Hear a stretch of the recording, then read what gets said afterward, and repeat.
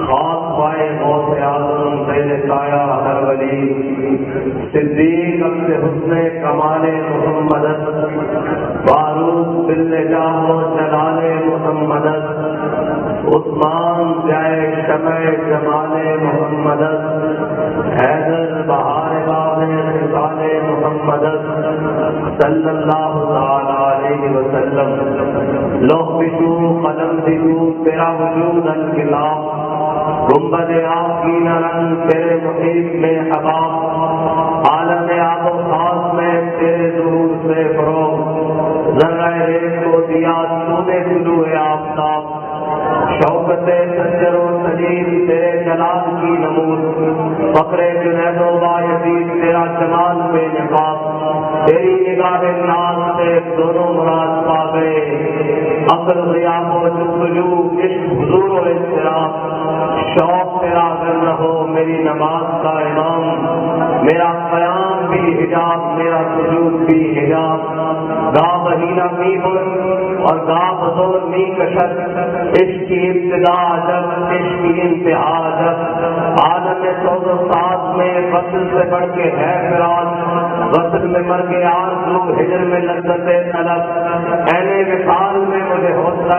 نظر نہ تھا، گرد بہانہ جو رہی میری نگاہ بے ادب، اور تازہ میرے زمین میں مارکہ کہن ہوا، عشق تمام مصطفیٰ عقل تمام ملحق۔ امیر محترم خصوصاً علماء کرام، مشائخ اعظام،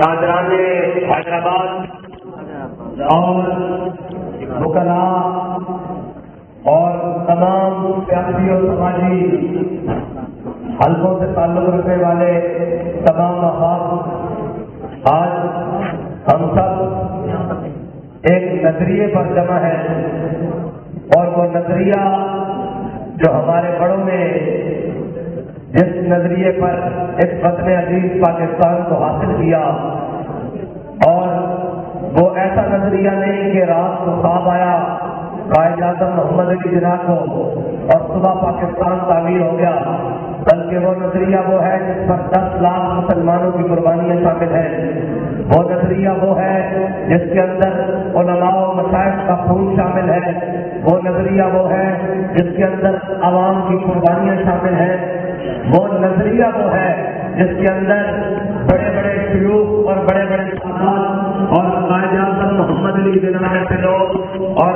علامہ ڈاکٹر محمد اقبال جیسے لوگوں کی فکر اور محنت شامل ہے، اور وہ اتنی بڑی قربانیوں کے بعد آج ہم ایک اپنی مملکت خداداد پاکستان میں اپنا نظریہ لے کر پوری دنیا کے سامنے کھڑے ہیں کہ ہم وہ لوگ ہیں جنہوں نے ریاست کو حاصل کیا اس نام پر کہ بن کے رہے گا پاکستان اور بٹ کے رہے گا ہندوستان، اور پاکستان کا مطلب کیا؟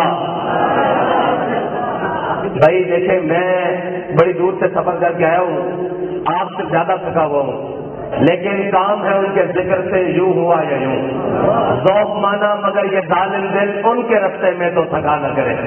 ہماری منزل بڑی دور ہے اور ہم نے اس منزل تک جانا ہے، اس کو پانا ہے جس کا خواب ہمارے بڑوں نے دیکھا تھا کہ ایک علیحدہ ریاست ہوگی، اس ریاست کے اندر اسلام کا نظام ہوگا اور ہم اپنے تشخص کے ساتھ وہاں جئیں گے اور اپنا نظام چلائیں گے اور پوری دنیا کو یہ باور کرائیں گے کہ ہم ہیں وہ محمد عربی کے غلام جو دنیا کی امامت کرنا بھی جانتے ہیں، دنیا کو امن دینا بھی جانتے ہیں، دنیا کو عزت دینا بھی جانتے ہیں، اور تمام اقوام عالم کو اکٹھا رکھنا بھی جانتے ہیں۔ اور ہماری منزل بہت بڑی ہے، اور آج ہم تقسیم در تقسیم ہوتے ہوئے کوئی صوبائی، کوئی لسانیت میں، کوئی قومیت میں، کوئی رنگ میں، کوئی نسل میں، کوئی مذہب میں، اور اس طرح سے کوئی لادینیت میں، اور کوئی سیکولرزم کے نام پر، کوئی کمیونزم کے نام پر، کوئی سوشلزم کے نام پر آج امت مسلمہ کی تقسیم در تقسیم کے بعد کوشش یہ جاری ہے کہ علامہ اقبال نے کہا کہ وہ فاقہ کش جو موت سے ڈرتا نہیں ذرا، روح محمد اس کے بدن سے نکال دو۔ آج افرنگی سامراج تقریباً 100 سال حکومت کرنے کے باوجود اپنی باقیات ہمیں دینے کے بعد بھی آج اس کی باقیات یہ بات پر تلی ہوئی ہے کہ یہ پاکستان اسلام کے نام پر نہیں بنا، یہ پاکستان تو روٹی اور کپڑا اور مکان کے لیے بنا ہے، یہ پاکستان جناب ایک نعرہ لگایا رات کو اور صبح اٹھ کر پاکستان بن گیا، حالانکہ روٹی اور کپڑا مکان تو ہندوستان میں بھی مسلمانوں کو میسر تھا اور ان کے گھر بھی تھے، جائیدادیں بھی تھیں، لیکن وہ اپنی جائیدادیں چھوڑ کر ہجرت کر کے لٹے پٹے قافلوں کے لیے لٹے پٹے قافلوں کے ساتھ پاکستان میں اس لیے آئے تھے، مہاجر بن کے اس لیے آئے تھے کہ پاکستان ایک ایسی سرزمین ہوگی جہاں ہمیں ہمارے دین کے مطابق ہمارا نظام ہوگا اور ہم وہاں آزاد زندگی بسر کر سکیں گے۔ سالوں کے اندر پچھلے 76 سالوں سے زائد عرصہ گزر جانے کے باوجود آج بھی ہمارے اوپر افرنگی سامراج کے وہ غلام مسلط ہیں جنہوں نے پاکستان کی معیشت کو، جنہوں نے پاکستان کی تہذیب کو، جنہوں نے پاکستان کے دین کو، جنہوں نے پاکستان کے آئین کو، جنہوں نے پاکستان کی تہذیب کو، معاشرت کو، تمام کو تباہ کر کے رکھ دیا ہے، اکھیڑ کر رکھ دیا ہے۔ وہ کبھی اس ملک میں جناب جمہوریت کے نام پر مسلط کرتے ہیں قوم کو، پھر ایک صدارتی نظام مسلط کرتے ہیں، پھر کبھی ڈکٹیٹرشپ مسلط کرتے ہیں، اور جب ان سے دل بھر جاتا ہے پھر ایک پلانٹڈ لوگ، باہر بیٹھے ہوئے لوگ جن کا کاروبار بھی باہر ہے، جن کے بچوں کی تعلیم بھی باہر ہے، جن کا رہن سہن باہر ہے، جن کی جائیدادیں اور اپارٹمنٹ اور جناب سارا کچھ باہر ہے، ان کو لا کر قوم کے مسیحا بنا کر پیش کیا جاتا ہے کہ یہ پاکستان کو مشکل حالات سے اور اس معیشت کی دلدل سے نکالے گا۔ سوال یہ ہے کہ کیا پاکستانی قوم کے نزدیک یہی مسیحا ہیں جو جن کے سونے اور بچھونے لندن میں ہیں اور جن کے اوڑھنے اور بچھونے امریکہ اور یورپ اور جناب نیٹو اور ان تمام طاقتوں کے آگے سجدہ ریزی کرنا ہے؟ حالانکہ پاکستان تو ایک آزاد مملکت ریاست ہے، اس کا ایک اپنا نظریہ ہے، اس کی ایک اپنا آئین ہے۔ ان تمام چیزوں کو پس پش ڈال کر آج تک پاکستان کو دبانے کی کوشش کی جا رہی ہے۔ پھر یہاں تک نہیں، پاکستان کے اندر اسلامی تشخص کو ختم کرنے کے لیے، پاکستان کے اسلامی روح کو ختم کرنے کے لیے باہر سے آئے ہوئے لوگ یہاں نئے نئے بل پاس کرتے ہیں اور آئین میں ترمیم کر کے ختم نبوت جیسی حساس شکوں کو تبدیل کرنے کی کوشش کرتے ہیں۔ پھر یہاں پر بڑے بڑے گستاخان رسول کو چارٹر پیاروں پر بٹھا کر ملک سے باہر بھیجا جاتا ہے۔ پھر یہاں جناب قاتل اور جناب قوم کے غاصب اور چور اور لٹیرے وہ دندناتے پھر رہے ہوتے ہیں اور قوم کے اندر عاشقان رسول کو تختہ دار پر لٹکا دیا جاتا ہے۔ پھر قوم کی بیٹیوں کا عافیہ صدیقی کی صورت میں امریکہ کے حوالے کر کے سودا کیا جاتا ہے۔ قوم کی عزت، قوم کی غیرت کو غیروں کے ہاں رکھوا کر اور ڈالر کمائے جاتے ہیں۔ پاکستان ان مقاصد کے لیے تو حاصل نہیں ہوا۔ اس مملکت کے اندر تمام عاشقان رسول کے اوپر اور تمام غلامان مصطفیٰ جو کہ پاکستانی قوم بحیثیت غلامان مصطفیٰ پوری دنیا میں اپنا تشخص رکھتی ہے، ان کی عشق رسول کو مٹانے کے لیے اور ان کے عشق رسول کو قدغن لگانے کے لیے پھر پوری دنیا سے ایسے قوانین لائے جاتے ہیں اور یہاں پر وہ لوگ پلانٹ کیے جاتے ہیں جو صبح شام بیٹھ کر کہتے ہیں کہ جی ناموس رسالت کا مسئلہ، ہم بھی بڑے عاشق رسول ہیں، ہم بھی بڑے عاشق رسول ہیں، لیکن جب ان کے عشق رسول کا جناب سامنے تصویر شائع ہوتی ہے تو ان کا عشق رسول نہیں ہوتا، بلکہ وہ عشق امریکہ اور عشق ڈالر میں اور عشق جناب یورپ اور عشق روس میں اور اپنی تمام قوم کی عزت اقبالی لکھوا کر اور یہاں آ کر حکمرانی کرنے کے قابل ہو جاتے ہیں۔ آج پاکستان یہ سنتے آ رہے ہیں کہ پاکستان نازک موڑ سے گزر رہا ہے، وہ نازک موڑ کب ختم ہوگا؟ ڈکٹیٹرشپ آئی تو کہا گیا پاکستان نازک موڑ سے گزر رہا ہے، وہ گئے تو جناب جہاں پر بہت بڑے بڑے نامی گرامی سیاستدان آئے اور انہوں نے کہا جی پاکستان نازک موڑ سے گزر رہا ہے، وہ بھی چلے گئے۔ پھر اس کے بعد حکومتیں آئیں، حکومتیں در حکومتیں آئیں، 30 سال تک ادھر جناب ایک ایک صوبے پر ایک ایک جناب صوبے کے اوپر پوری جناب جماعتیں مسلط ہیں اور ان کا نازک دور ختم نہیں ہو رہا۔ نازک دور ان کا نہیں ہے، نازک دور تو قوم کا ہے۔ کون نازک دور سے گزر رہی ہے، ان کی تو عیاشیاں بھی سلامت ہیں، ان کے تو جناب بینک اکاؤنٹس بھی سلامت ہیں، ان کے جناب مستقبل بھی جن کو وہ مستقبل کہتے ہیں جو انہوں نے خود ساختہ مستقبل پوری دنیا میں بنا رکھے ہیں، وہ سارے سلامت ہیں۔ لیکن پاکستانی قوم کی آج صورتحال دیکھیں، پوری دنیا ہمارا ہمسایہ ملک میں دیکھیں، وہ جناب ہیومن ریسورسز پہ کام کر رہے ہیں، لیکن ہمارے لوگ آج بھی سڑکیں بنانے پر تلے ہوئے ہیں، آج بھی ان سے نالی کے نام پر ووٹ لیا جا رہا ہے، آج بھی ان سے اسٹریٹ لائٹ کے نام پر ووٹ لیا جا رہا ہے، آج بھی ان سے اسکول کی اسامیوں کے اندر ووٹ لیا جا رہا ہے، آج بھی ان سے جناب سڑک پر، نالی پر اور جناب تھانہ کلچر اور پٹوار پر ووٹ لیا جا رہا ہے۔ 76 سالوں میں ان مسلط رہنے والوں نے پاکستانی قوم کو اس سطح پر لا کر کھڑا کر دیا ہے کہ وہ 2 وقت کی روٹی کو سوچے بغیر نہ کسی کے ساتھ چلنے کے لیے تیار ہے، نہ اپنے مسائل کو کسی کے سامنے بیان کرنے کے لیے تیار ہے۔ تو کیا ایسے طرز حکمرانی ہوتی ہے؟ کیا ایسے حاکم ہوا کرتے ہیں قوموں کے؟ کیا ایسے ریاستیں چلا کرتی ہیں؟ کیا ایسے جناب ملکوں کی ترقی ہوتی ہے اور ملک دنیا کے اندر امام بن کے پیش کیے جاتے ہیں؟ ہرگز نہیں۔ یہ طریقہ ہے حکومت، یہ طریقہ ہے جناب ریاست اور یہ طریقہ ہے جناب معاشرت اور تہذیبیت، یہ ایسے نہیں چلے گا۔ ہم اپنے بڑوں کے وارث بن کر میدان میں ہیں اور ہم ہر ظالم کے آنکھ میں آنکھ ڈال کر یہ بات کر رہے ہیں کہ مر جائیں گے، ظالم کی حمایت نہ کریں گے، احرار کبھی ترک روایت نہ کریں گے، نہ ہم شیخ، نہ ملا، نہ مصاحب، نہ لیڈر جو خود نہیں کرتے وہ ہدایت نہ کریں گے۔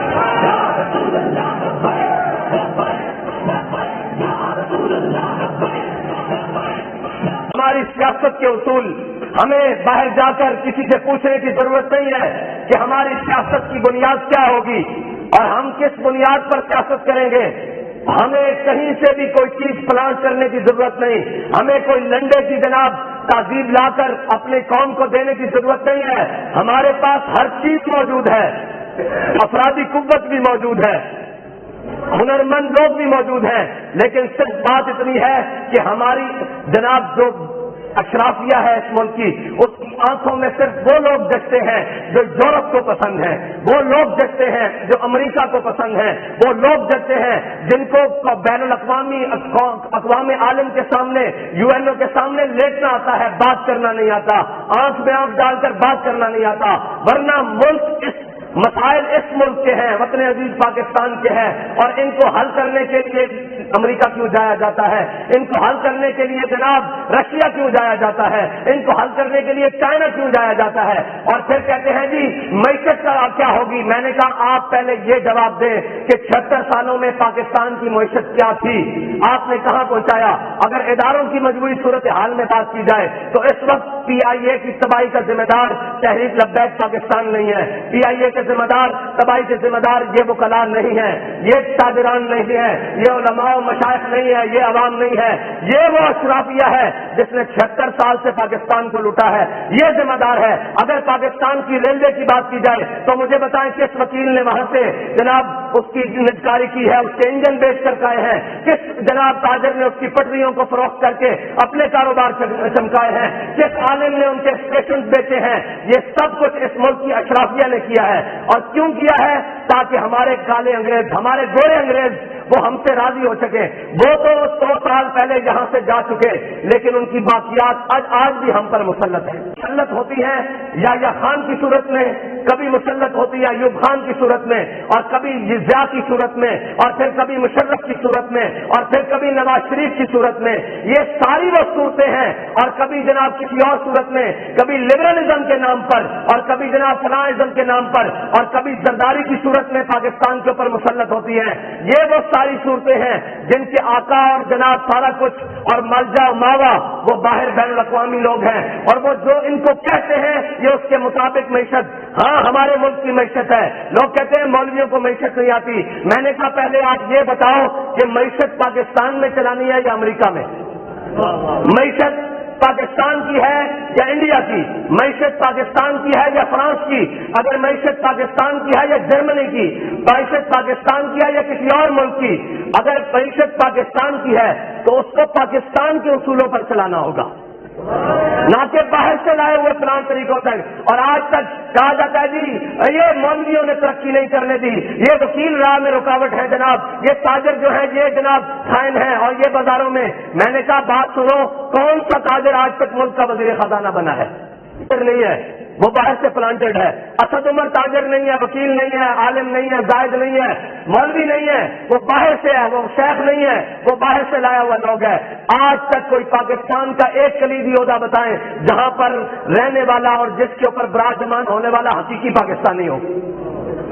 اب میں سوال کرتا ہوں آپ تمام سے, اگر آپ میری بات غور سے سن رہے ہیں, میں سوال کرتا ہوں کہ مشرف نے پاکستان کے سب سے بڑے عہدے پر جو کلیدی عہدہ ہے, چیف آف آرمی اسٹاف, پھر صدر پاکستان, اس میں رہنے کے باوجود مجھے یہ بتائیں کہ مشرف کی باقی زندگی کہاں گزری ہے؟ پاکستان میں کہاں گزری ہے؟ اگر آپ بھول نہیں گئے تو کہاں گزری ہے؟ اس ملک کے اوپر کلیدی عہدوں میں رہنے والے جنرل راحیل شریف کی باقی زندگی کہاں گزر رہی ہے؟ میں سوال کرتا ہوں, اس ملک کے اندر 3 مرتبہ نواز شریف وزیر اعظم بنا, اور جب تھوڑی سی سختی آئی جیل میں تو 50 روپے کے اسٹامپ پر بھاگ کر اس ملک سے کون گیا؟ نام لے بھائی. اچھا جی آگے چلتے ہیں. اس ملک کے اندر جناب بین کے اوپر پیسے کھانے والا ایک شخص جس کا نام ثاقب نثار تھا, جسٹس چیف جسٹس تو کہنا بھی چیف جسٹس کے عہدے کی توہین ہے, لیکن جو آج بھی بیٹھا ہوا ہے وہ کم از کم توہین نہیں کروا رہا ہے, عزت نہیں کروا رہا. یہ وہ کلام ہے, سامنے بیٹھے ہوئے ہیں, میں ان سے پوچھ لوں گا جو آج بھی شخص اتنے بڑے عہدے پر بیٹھا ہے وہ کوئی قابل عزت آدمی نہیں ہے, جو جناب وہ بھی اس عہدے کی توہین نہیں کروا رہا ہے. مجھے بتائیں ثاقب نثار کہاں ہے؟ آصف سعید کھوسا کہاں ہے؟ کیا نہیں کہاں ہے؟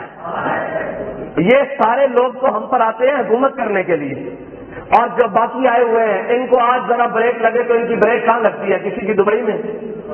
زرداری صاحب بھاگ کر کہاں جاتے ہیں؟ اور آپ اور میں کہاں رہتے ہیں؟ حالات کیسے بھی ہو جائیں, آٹا 16 روپے ملتا تھا, آج 100 روپے ملتا ہے. ہم کہاں رہتے ہیں؟ پیٹرول جناب 60 روپے تھا, آج 230 روپے, 35 روپے, 40 روپے مل رہا ہے, اور ہم کہاں سے پیٹرول بھرواتے ہیں؟ بتائیں یار مجھے, تاکہ مجھے تو آسانی ہو یہ بات کرنے کی. کہاں رہتے ہیں ہم؟ آج پاکستان کی جناب گھروں کے اندر, لائنوں کے اندر پانی نہیں آ رہا, ہم ٹینکروں کے ذریعے اپنے گھروں میں پانی لے جاتے ہیں, اور ہم رہتے کہاں ہیں؟ ہمارے پینے والے پانی کیا فرانس سے اور جرمنی سے آتے ہیں یا پاکستان سے؟ تو پاکستانی یہ ہوئے یا ہم؟ تو ان کا ہم پر حکومت کرنا فرض ہے یا ہمارا حکومت اس ملک کے اوپر کرنا فرض ہے؟ بس یہ سوال ہے پوری قوم کے آگے کہ جناب آپ کن کو انتخاب کرنا چاہتے ہیں؟ اگر یہی لوگ آپ کے لیے پسندیدہ حکمران اور طرز حکمرانی آپ کو قبول ہے تو پھر تیار ہو جائیں, 70 نہیں 170 سال تک بھی, سندھ کے حالات ہوں یا پاکستان کے حالات ہوں, پنجاب کے حالات ہوں یا بلوچستان کے حالات ہوں, خیبر پختونخوا کے حالات ہوں یا گلگت و کشمیر کے حالات ہوں, وہ اس سے زبوتر تو ہو سکتے ہیں, اس سے بہتر نہیں ہو سکتے. کم از کم ان لوگوں کے ہوتے ہوئے, اور ان لوگوں کی, اور ہمارے ہاں اگر ہم سے پوچھا جائے گا کہ آپ کا طرز سیاست کیا ہے, تو میں نے کہا جس نے پاکستان کا تصور پیش کیا ہے ہم اس کا طرز سیاست اٹھا لیتے ہیں. ہم علامہ ڈاکٹر محمد اقبال سے پوچھتے ہیں کہ اقبال ہم یہاں پاکستانی ہیں, تو نے تصور پیش کیا, ہمارے بڑوں نے ملک بنا لیا, اب اس میں حکومت کرنی ہے تو کرنی کیسی ہے؟ علامہ اقبال کہتا ہے سربری در دین ما خدمت کریت. اقبال کہتا ہے یاد رکھنا ہمارے نظریے میں حکومت کا صرف ایک ہی مقصد ہے, وہ ہے خدمت. اور اقبال خدمت کا طرز کیا ہے؟ وہ کہتا ہے عدل فاروقی و فکر حیدریت. کہتا ہے عدل فاروق اعظم والا ہونا چاہیے اور حکمرانوں کے لیے فکر حیدر کرار والا ہونا چاہیے.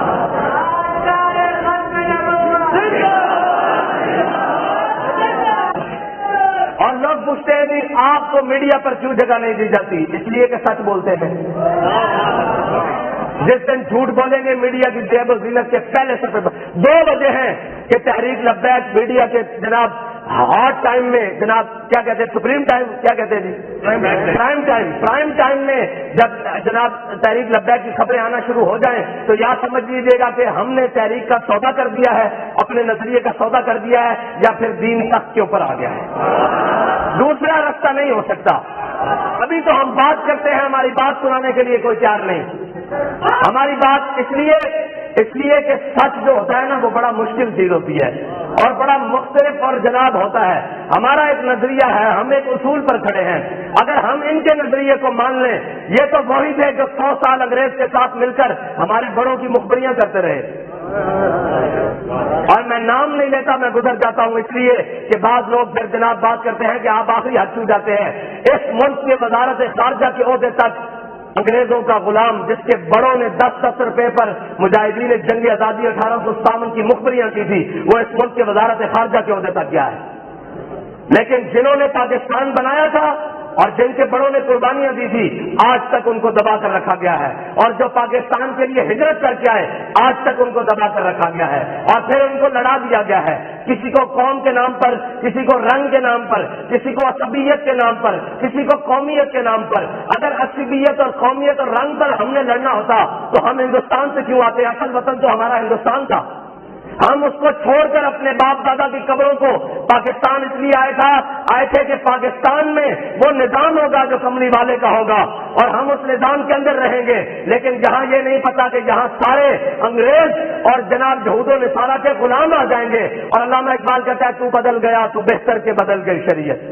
اقبال کہتا ہے تو نے اپنے آپ کو بدلا, اپنے ریاست کے اصولوں کو نہیں بدلنے دیا اور جناب اس کو آئین کو نہیں جناب لاگو ہونے دیا. اقبال کہتا تو بدل گیا تو بہتر کے بدل گئی شریعت کے موافق قدرواں نہیں دین شہبازی.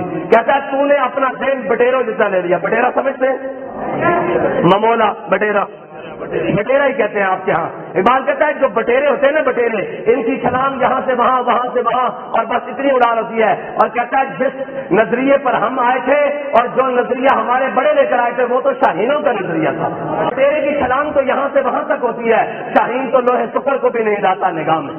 اور جب جناب بات کی جائے گی دنیا میں کہ پاکستانی معیشت کا کیا بنے گا, تو وہ ہمیں اٹھ کر یہ کہہ دیتے ہیں کہ جناب جب IMF ہمیں قرضہ دینا بند کر دے گا تو ہم چائنا کے پاس چلے جائیں گے, اور جب وہ قرضہ دینا بند کر دے گا تو ہم جناب رشیا کے پاس چلے جائیں گے, اور جو وہ بند کرے گا تو ہم نیٹو کے پاس چلے جائیں گے. پوری دنیا میں پوری پاکستانی قوم کا تعارف کروانے والے یہ حکمران ہیں جنہوں نے پوری پاکستانی قوم کا تعارف بھکاری کے طور پر کروایا ہے. آج ملک, وطن اور یہ ساری چیزیں, یہ پاکستان کی سڑکیں اور پاکستان کے ہوائی اڈے گروی رکھوانے والے کیا قوم ہے؟ مجھے یہ بتائیں کہ قوم ٹیکس نہیں دیتی, قوم اپنا کما کر روزانہ نہیں کھاتی, سیلاب آئے تو قوم پیسے اکٹھے کر کے نہیں دیتی, کرونا آئے تو قوم اپنے جناب پاکستانی عوام کی مدد نہیں کرتی. کوئی ایسی ایک جگہ بتائیں کہ جناب پاکستان میں اس وقت فلاحی اداروں میں چلنے والے جناب بہت بہت بڑے ادارے ہیں, کیا قوم ان کو پیسے نہیں دیتی, قوم ان کو ڈونیشن نہیں دیتی؟ لیکن آج حالت یہ ہے کہ اسی قوم کو پوری دنیا کے سامنے بھکاری بنا کر پیش کیا گیا ہے. اور پاکستان کا ٹوٹل خسارہ کتنا ہے؟ 4000 ارب روپے, جو سود کی قسط میں, مد میں. اب یہ باتیں لوگوں کو بڑی عجیب لگ رہی ہوں کہ مولوی معیشت پر بات کرتے ہیں. مولوی معیشت جانتے ہیں اور بڑے اچھے طریقے سے جانتے ہیں. جن کو قل واللہ پڑھنی نہیں آتی وہ ہم سے پوچھتے ہیں کہ معیشت کیسے چلے گی.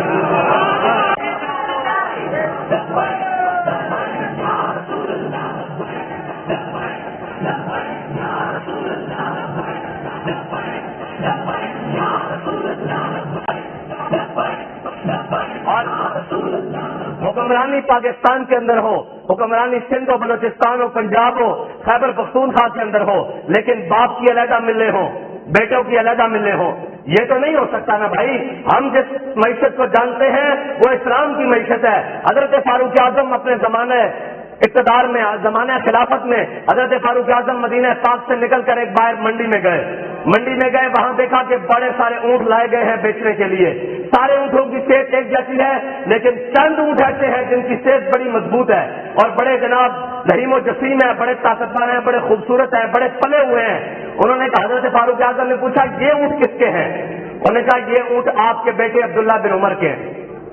انہوں نے کہا یہ اونٹ یہاں کیا کر رہے ہیں؟ انہوں نے کہا آپ کے بیٹے نے یہاں کسانوں سے بات کی ہوئی ہے, وہ اپنے اونٹ یہاں بھیجتے ہیں اور کسان یہاں پالتے ہیں, پھر جو نفع آتا ہے وہ عبداللہ بن عمر لے جاتے ہیں اور جو قیمت ہوتی ہے کچھ بچت وہ ان کسانوں کو دے جاتے ہیں. حضرت فاروق اعظم نے کہا عبداللہ بن عمر کو یہیں پر بلاؤ. इसी मंडी के अंदर अभी तलब करो अपने बेटे को, कहा इधर आओ बेटे। उन्होंने कहा हाँ भाई ये बाकी ऊँट खड़े हुए हैं, इनकी सेहत इतनी अच्छी नहीं है, तुम्हारे ऊँटों की अच्छी क्यों है? इसी चरागाहों में ये बाकी सारे ऊँट भी चरते हैं और वही अनाज खाते हैं जो तुम्हारे ऊँट खाते हैं, लेकिन इनकी सेहत अच्छी क्यों है? तो उन्होंने कहा जनाब जरा ज्यादा ख्याल रखते हैं किसान मेरे ऊँटों का। तो हजरत फारूक आजम कहने लगे तुम्हारे ऊँटों का किसान ज्यादा इसलिए ख्याल रखते हैं कि तुम खलीफतुल मुस्लिमीन के बेटे हो, अमीरुल मोमिनीन के बेटे हो, इसलिए तुम्हारे ऊँटों का ख्याल ज्यादा रखा जाता है। अभी इन ऊँटों को फरोख्त करो और जो इनकी कीमत है इनके बराबर कीमत तुम रख लो, जो बाकी ज्यादा कीमत में ये बिक रहे हैं वो जाके बैतुल माल में जमा करवाओ। के कायल है भाई, हम तो इस निजाम के कायल हैं कि हजरत जनाब सैयदना सिद्दीक़ अकबर अपने घर में खाना खा रहे हो और एक दिन उनका दिल करे और अपनी जोजा को कहें, अपनी बीवी को कहें कि आज घर में खाने को कोई मीठा है, तो उनकी जोजा कहें कि जनाब जितनी तनख्वाह मिलती है ना उससे सिर्फ घर का खाना 2 वक्त का पूरा होता है, मीठे नहीं बनते जितनी आप तनख्वाह लेकर। जैसे एक तरीकाकार होता है एक खातून का अपने खावन से बात करने, उन्होंने कहा जनाब की जितनी तनख्वाह है उससे 2 वक्त का खाना पूरा होता है, मीठे नहीं बनते। उन्होंने कहा अच्छा ठीक है। कुछ दिन बाद देखा तो खाने के साथ मीठा भी आया। तो हजरत जनाब सैयदना सिद्दीक़ अकबर ने कहा अपनी जोजा से, कहा कि क्या हमारे हमसायों में कोई खुशखबरी आई है, किसी के यहाँ कोई विलादत हुई है, किसी के यहाँ कोई शादी का मौका है कि उनकी तरफ से ये हमारे पास मीठा आया है? उन्होंने कहा नहीं नहीं ऐसी बात नहीं, आपको जितनी तनख्वाह मिलती है ना रोजाना, एक एक पैसा एक एक पाई एक एक टका मैं रोजाना बचाती रही हूँ और आज उतने पैसे जमा हो गए थे कि मीठा भी खाने के साथ तैयार हो जाता। तो हजरत जनाब सैयदना सिद्दीक़ अकबर ने वो मीठा खाया नहीं, उठ के बैतुल माल की तरफ गए, बैतुल माल की तरफ गए और जाकर कहा कि इतने टके इतने पैसे इतनी पाई सिद्दीक की तनख्वाह से कम कर दिया जाए, क्योंकि सिद्दीक का इसके बगैर गुजारा हो सकता है। ऐसे करके अपना माल तिजारत, और ये तो लोगों को बताया नहीं ना यार दीन, कसूर हमारा भी है इसलिए कि हमने बताया ही नहीं दीन। लोग पूछते हैं इस्लाम क्या है, मैंने कहा सैयदना सिद्दीक़ अकबर का पहला खुतबा आप जाकर यूएनओ में सुना दें, इस्लाम का पता लग जाएगा। सुना देता हूँ हजरत जनाब सैयदना सिद्दीक़ अकबर का पहला खुतबा। आप खलीफा बने तो आपने आकर पहले सब लोगों को जमा किया और कहा अय्युहन्नास इन्नी क़द वल्लीतु अलैकुम वलस्तु बिखैरिकुम फ़इन अहसनतु फ़अईनूनी वइन असाअतु फ़क़व्विमूनी अस्सिद्क़ु अमानतुन वल कज़िबु ख़यानतुन वद्दईफ़ु फ़ीकुम क़विय्युन इंदी हत्ता अर्जिअ हक़्क़हु इंशाअल्लाहु तआला अलैहि वल क़विय्यु फ़ीकुम ज़ईफ़ुन इंदी हत्ता आख़ुज़ल हक़्क़ मिन्हु इंशाअल्लाहु तआला अलैहि ला यदउ क़ौमन अल जिहादु फ़ी सबीलिल्लाह इल्ला ख़ज़लहुमुल्लाहु बिल बला वला तशयूल फ़ाहिशता इल्ला अम्महुमुल्लाहु बिज़ुल्लि अतीऊनी मा अताअतुल्लाह व रसूलहु फ़इन अतैत फ़ला तअत अली क़ूमू इला सलातिकुम यरहमुकुमुल्लाह। ये है पहला खलीफा, ये है पहला खलीफा और ये है चार्टर ऑफ इस्लाम। लोग पूछते हैं इस्लाम क्या है, आप आकर क्या करेंगे? ये देखें सैयदना सिद्दीक़ अकबर जिनके बारे में अल्लामा इकबाल कहता है आमन्नन नास बर मौला माँ, आप सलीम अव्वल सीना माँ। इकबाल कहता है हमारे आका मौला सल्लल्लाहु अलैहि वसल्लम की तस्दीक करने वाले, सबसे पहले तस्दीक करने वाले, और हमारे तूर के पहले कलीम है, हमारे तूर के पहले कलीम है। और क्या कहा अय्युहन्नास इन्नी क़द वल्लीतु अलैकुम, कहा लोगों खबरदार हो जाओ मैं तुम्हारा हाकिम बना दिया गया हूँ। फ़इन अहसनतु फ़अईनूनी, अगर अच्छे काम करूं तो मेरी मदद करना, वइन असाअतु फ़क़व्विमूनी, अगर कहीं दाएं बाएं जाऊं तो पकड़ के सीधे राह पर लगा देना। अस्सिद्क़ु अमानतुन, कहा सच्चाई अमानत है, वल कज़िबु ख़यानतुन, झूठ बदजानती है, और कहा वद्दईफ़ु फ़ीकुम क़विय्युन इंदी, कहा जो अपने आप को कमजोर समझता है आज अपने आप को ताकतवर तसव्वुर करे, सिद्दीक हाकिम बन गया। यहाँ तो किसी के एमएलए बन जाने से गरीब रस्ते छोड़ जाते हैं, अपनी जायदादें छोड़ जाते हैं, अपने मकान छोड़ जाते हैं कि जनाब फलां वडेरा साहब आ गए हैं, अब हमारी तो बचत है नहीं, हमने इनकी मुखालफत बात की। कहा जो आज कमजोर था अपने आप को ताकतवर समझे, सिद्दीक हाकिम बन गया है। और क्या कि उसका हक उसके दरवाजे तक पहुंचाना ये मेरी जिम्मेदारी है, ये है इस्लाम। और कहा वल कविय्यु फ़ीकुम ज़ईफ़ुन इंदी, कहा जो अपने आप को बदमाश समझता है आज के बाद समझ ले कि वो कमजोर तरीन आदमी है। जो अपने आप को बदमाश और गुंडा समझता है, वडेरा समझता है, आज अपने आप को समझ ले कि वो उसी सफ में खड़ा हो गया है। کہا وہ اپنے آپ کو کمزور سمجھے، میں اس سے حق غریب کا چھین کر پھر دروازے پر غریب تک پہنچا دوں۔ اور پھر کیا کہا، لا يدعو قوما الجہاد فی سبیل اللہ الا خذلهم اللہ بالذل، کہا وہ قوم جو جہاد چھوڑ دے گی اللہ اس پر ذلت مسلط کر دے گا، اللہ اس پر ذلت مسلط کر دے گا۔ اور ولا تشیع الفاحشہ، اور جو قوم فحاشی میں مبتلا ہو جائے گی اللہ اس پر بلائیں نازل کر دے گا۔ پھر آگے کیا، آگے جو بات ہے نا یہ ہے اصل جملہ، یہ ہے اسلام۔ کہا اطیعونی ما اطاعت اللہ ورسولہ، کہا میری اطاعت اس وقت تک کرنا جب میں اللہ اور اس کے رسول کی اطاعت کروں، میں اس راستے سے ہٹوں تو فلا طاعت لی، میرے پیچھے مت چلنا۔ یہ ہے خطبہ، قوموا الی صلاتکم، چلو آؤ زور کی نماز کا وقت ہو گیا، نماز پڑھے، یرحمکم اللہ، اللہ تم پر اور ہم پر سب پر رحم کرے۔ یہ ہے اسلام کا مختصر پکارو، اور یہ ہے بات۔ اور پھر ہوا کیا، حضرت جناب سیدنا صدیق اکبر کی خلافت سنبھالنے کے ساتھ ہی بہت بڑے بڑے مسئلے پیدا ہو گئے۔ پہلا مسئلہ یہ آیا، مانعین زکوٰۃ، منکرین زکوٰۃ، وہ آ گئے، انہوں نے کہا جی ہم نماز بھی پڑھیں گے، کلمہ طیبہ بھی پڑھیں گے، جناب حج بھی کریں گے اور جناب روزہ بھی رکھیں گے، لیکن زکوٰۃ نہیں دیں گے۔ حضرت سیدنا صدیق اکبر نے کہا تم زکوٰۃ نہیں دو گے میں تمہارے ساتھ جہاد کروں گا۔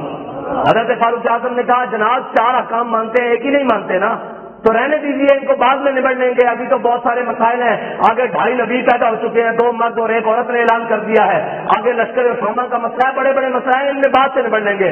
حضرت جناب سیدنا صدیق اکبر نے کہا کہ صدیق کے ہوتے ہوئے کوئی دین میں کمی نہیں کر سکتا، حضور کے زمانے میں کوئی اونٹ لے کر آتا تھا، گھٹنا باندھنے کے لیے اس کی رسی لاتا تھا، اب اونٹ لائے رسی نہ لائے صدیق تو اس کی گردن بھی اتار کے رکھ دے گا۔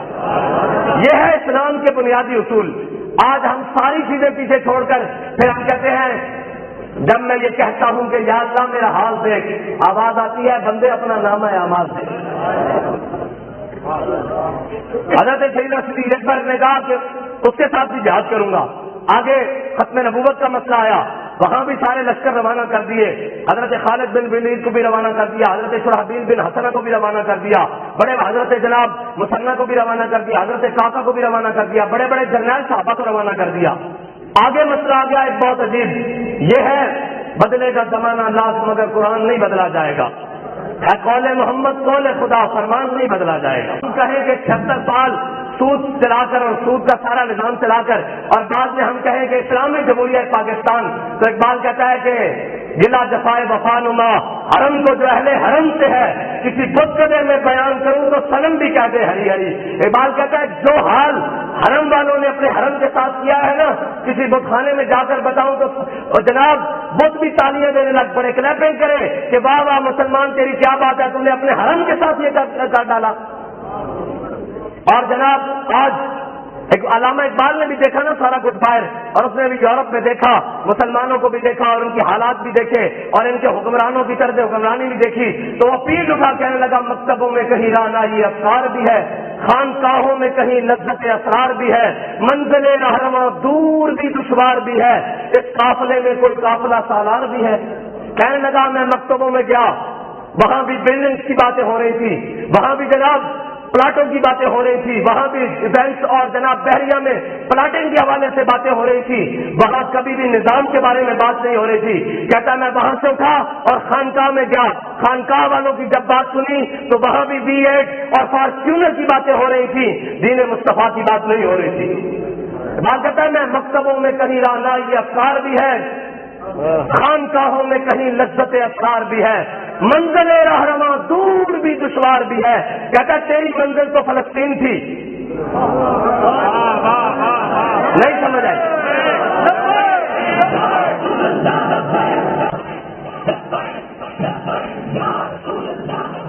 منزل رہنما دور بھی دشوار بھی ہے، اور اس زمانے میں اس قافلے میں کوئی قافلہ سالار بھی ہے۔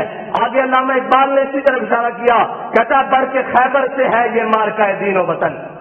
آج تک پوری دنیا میں مجھے بتائیں کون سی ایسی جنگ ہے جس کے 10,000 بچے چڑھ گئے ہوں؟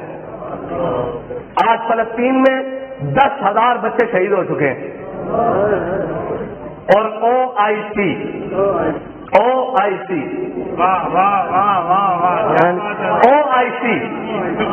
وہ اور یہ علامہ اقبال پھر اقبال کی بات اس لیے کرتے ہیں کہ اس نے چھوڑا کوئی جناب موضوع نہیں ہے جس پر اس نے نہ سمجھایا امت کو کہ یہ کیا. وہ کہنے لگا کہ تمہیں ان سے امید ہے یہ جو OIC میں کھڑے ہیں تعاون اسلامی مردے ممالک نہیں ہے بھائی, ممالک نہیں ہے, یہ مردے ہیں. اگر ممالک ہوتے کم از کم غزہ پر بمباری تو بند کرواتے, نہ بھجوائیں جناب دوائیاں, نہ بھجوائیں خوراک, کم از کم ان کی قتل و غارت کو بند کرواتے ہیں. لیکن کسی نے ان کی بات سنی ہے؟ کیونکہ بھائی مانگنے والوں کی کبھی باتیں سنی گئی ہیں, کبھی بے حیا اور بے غیرت لوگوں کی بھی باتیں سنی گئی ہیں پوری دنیا میں؟ نہیں سنی جاتی بھائی. باصبیر لوگوں کی بات سنی جاتی ہے, طاقتوروں کی بات سنی جاتی ہے, قوت رکھنے والوں کی بات سنی جاتی ہے. قرآن نے کہا وَأَعِدُّوا لَهُم مَّا اسْتَطَعْتُم مِّن قُوَّةٍ وَمِن رِّبَاطِ الْخَيْلِ تُرْهِبُونَ بِهِ عَدُوَّ اللَّهِ وَعَدُوَّكُمْ.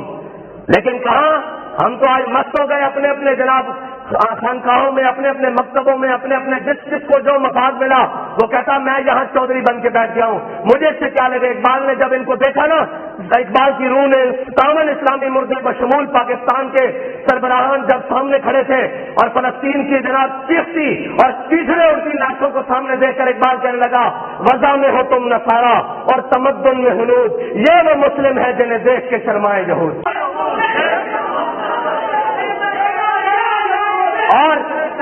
اور آگے کیا کہا علامہ نے دیکھ موضوع پر کہا, کہتا ہے بڑھ کے خیبر سے ہے یہ مارکہ دین و وطن. یہ جو اب مارکہ چل رہا ہے غزہ میں چل رہا ہے, فلسطین میں چل رہا ہے, کہتا ہے بڑھ کے خیبر سے ہے یہ مارکہ دین و وطن. اس زمانے میں کوئی حیدر کرار بھی ہے؟ کہتا ہے کوئی ہے تم میں حیدر کرار؟ کون حیدر کرار؟ مولا کائنات عمر بن عبد ود آیا اور خیبر کا بدماش آیا. جیسے آج بیٹن یاہو ہے نا, اس وقت یہودیوں کا عمر بن عبد ود تھا, بدماش پورا طاقتور. اور اس نے آ کر پکارا, اس نے کہا ہے کوئی مدینے والوں میں جو میرا مقابلہ کرے, ہے کوئی طیبہ والوں میں جو میرا مقابلہ کرے. اس نے جب للکارا تو حضرت مولا کائنات نے حضور سے عرض کی یا رسول اللہ مجھے اجازت ہے میں اس کے مقابلے میں جاؤں. حضور نے خود دستار باندھی مولا کائنات کو, اور جب مولا کائنات چلے نا تو اس نے کہا مدینے والوں جان لو میرا نام مرحب ہے, میں 1000 کے مقابلے میں اکیلا آتا ہوں اور میں فلاں ہوں, میں فلاں ہوں. تو مولا کائنات نے یہ نہیں کہا کہ ہم امن والے مسلمان ہوتے ہیں, کوئی بات نہیں ہم دعا کر سکتے ہیں آپ کے جناب ان کے لیے. کہا نہیں, اگر تیرا نام مرحب ہے نا تو الذی سمتنی امی حیدرا, اور میں تیرا نام مرحب ہے کہ میری ماں نے میرا نام حیدر رکھا جھاڑیوں کا سے.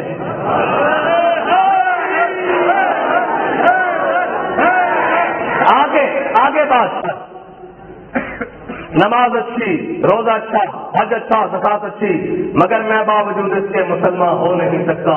نہ جب تک کٹ مروں خواجہ فتح کی عزت پر, خدا شاہد ہے کامل میرا ایمان ہو نہیں سکتا.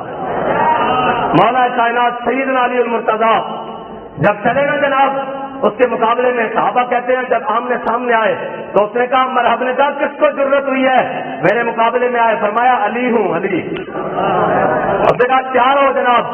صحابہ کہتے ہیں ایسے جناب تلواریں چمکی جیسے بجلی کڑکتی ہے, اور پھر دھول اڑی, دونوں گم ہو گئے, مرحب بھی گم ہو گیا اور مولا کائنات بھی جناب غبار میں گم ہو گئے. اور جب تلواریں ٹکرائیں تو کہتے ہیں یکدم خاموشی ہوئی, اور مولا کائنات جب غبار سے باہر نکلے اور نعرہ تکبیر بلند کیا, اور نعرہ تکبیر بلند کیا, اور حضور نے دیکھا کہ علی فاتحانہ انداز میں آ رہے ہیں, تو میرے آقا مولا نے دیکھ کر پتا کیا فرمایا؟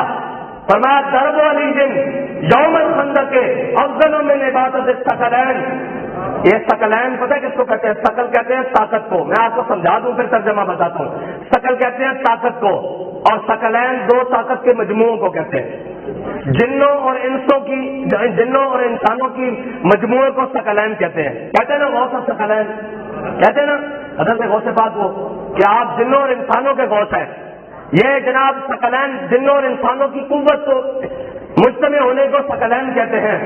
تو میرے آقا مولا نے فرمایا درب علی جن یوم الخندق افضل من عبادت الثقلین. فرمایا علی نے آج جو جناب ضرب لگائی ہے نا یہ ثقلین کی عبادت سے افضل ہے. اب میں آپ کو بات سمجھانا چاہتا ہوں. امیر المجاہدین نے فیض آباد میں بیٹھ کر جو عالم کفر کے سینے میں خنجر سونپا ہے نا وہ ہم تمام کے اعمال سے افضل ہے. اور جس کا درد آج بھی باقی ہے اور قیامت تک باقی رہے گا، اور ان کو بھی درد رہے گا اور ان کے بڑوں کو بھی درد رہے گا، اور ہم نے یہ وعدہ کیا ہے کہ اس درد میں انشاءاللہ مزید اضافہ کرتے رہیں گے اور اس اضافے کو کرتے ہوئے حضور کے دین کو تخت پر لائیں گے۔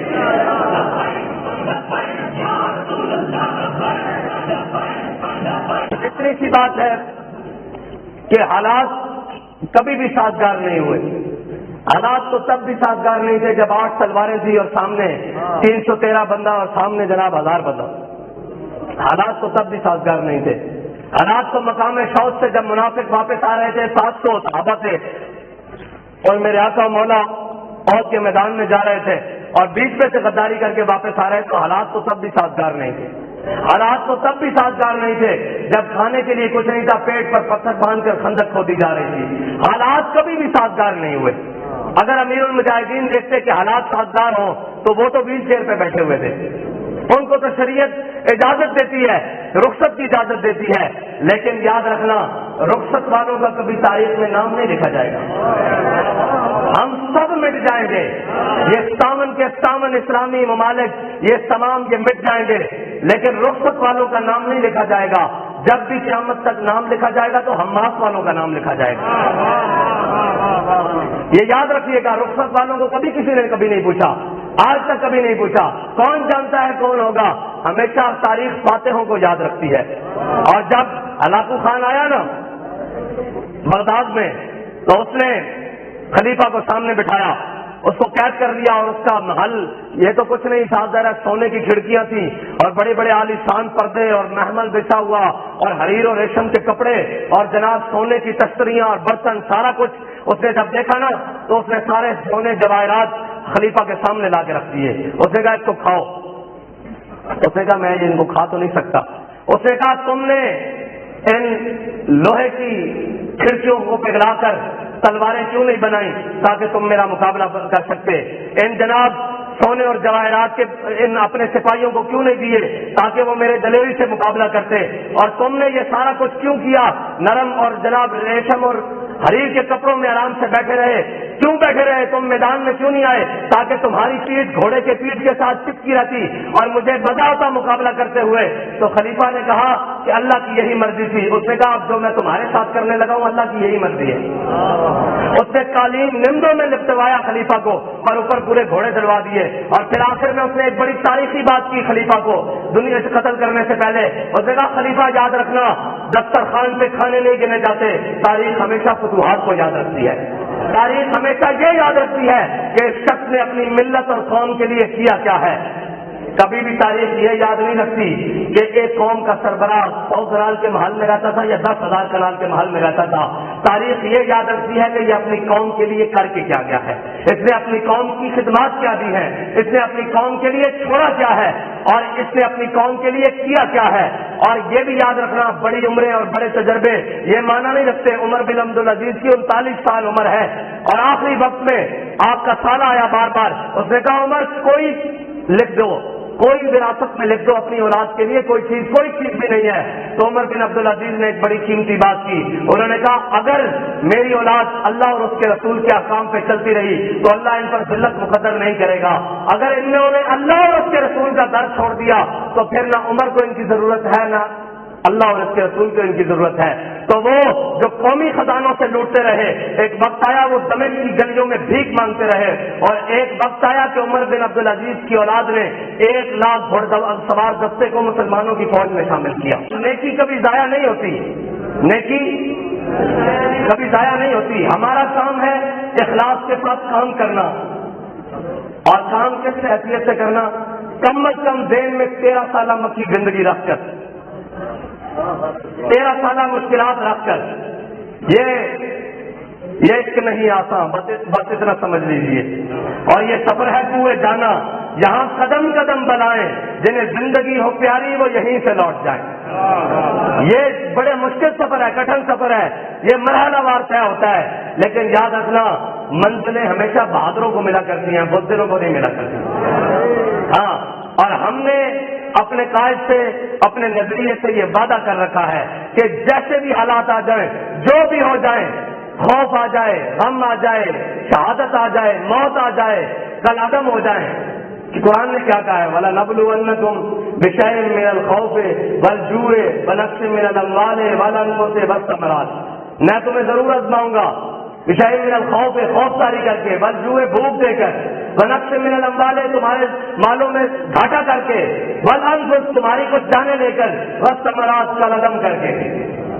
وَالثَّمَرَاتِ کا معنی کل عدم ہی بنتا ہے نا کہ جو کچھ ہے ظاہری طور پر ضائع کر کے، وَبَشِّرِ الصَّابِرِينَ، خبر کرنے والوں کو خوشخبریاں ہیں، اور مومن ہے ہی وہ جو مشکلات سے نہیں گھبراتا۔ اور ہم تو یہ کہتے ہیں کہ بڑھتا ہے شوق ان کی نہیں، ٹھیک ہے، جیسے بھی حالات رہیں ہم نے یہ قسم کھائی ہوئی ہے کہ ہم اپنے نظریے کے ساتھ وفا کریں گے، اور یہ یاد رکھنا سب کچھ مٹ جاتا ہے، نظریہ کبھی نہیں مٹتا، نظریہ کبھی نہیں مٹتا۔ اگر نظریہ مٹ گیا ہوتا تو ہم جہاں کھڑے ہو کر امیر المجاہدین کی باتیں کیوں کر رہے ہوتے؟ نظریہ زندہ رہتا ہے۔ اقبال کہتا ہے عشق کی تقویم میں اثر رواں کے سوا اور بھی زمانے ہیں جن کا نہیں کوئی نام، اور کہتا ہے مرد خدا کا عمل عشق سے صاحب فروغ، عشق ہے اصل حیات، موت ہے اس پر حرام۔ اقبال کہتا ہے اگر کسی کا کام قیامت تک کے لیے بڑھ سکتا ہے، کسی کا نام زندہ رہ سکتا ہے، کسی کی بات زندہ رہ سکتی ہے، وہ کسی اور وجہ سے نہیں رہ سکتی، وہ امام الانبیاء کے نام کی وجہ سے رہ سکتی ہے۔ اور اگر کسی کو یقین نہیں، میں اس کو لاہور لے کر جانے کے لیے تیار ہوں، اور میانی صاحب کو قبرستان دکھانے کے لیے تیار ہوں، وہاں بیوروکریٹ، بریگیڈیئر جنرل، جناب ایکسین، پتہ نہیں دنیا کی ہر بلا، ہر جناب ڈاکٹر، پتہ نہیں فلسفی، سارا کچھ، میں قبروں کی تختیاں بھی گر گئی ہیں، مٹ گئی ہیں، ایک قبر زندہ ہے جس کو علم الدین کی قبر کہتے ہیں۔ اب تک کسی کا نام زندہ رہے گا اور کسی کا کام زندہ رہے گا، وہ امام الانبیاء کی نسبت کی وجہ سے زندہ رہے گا۔ بس ہمارا کام یہ تھا۔ اقبال کہتا ہے کہ وہ کیا کہتا ہے؟ اثر کرے نہ کرے سن تو لے میری فریاد، اثر کرے نہ کرے سن تو لے میری فریاد، اور جناب زہر بھی کرتا ہے کبھی کار تریاکی ہے جی۔ بس اللہ تعالیٰ مجھے اور آپ کو حضور سے پکی وفا کرنے کی توفیق عطا فرمائے۔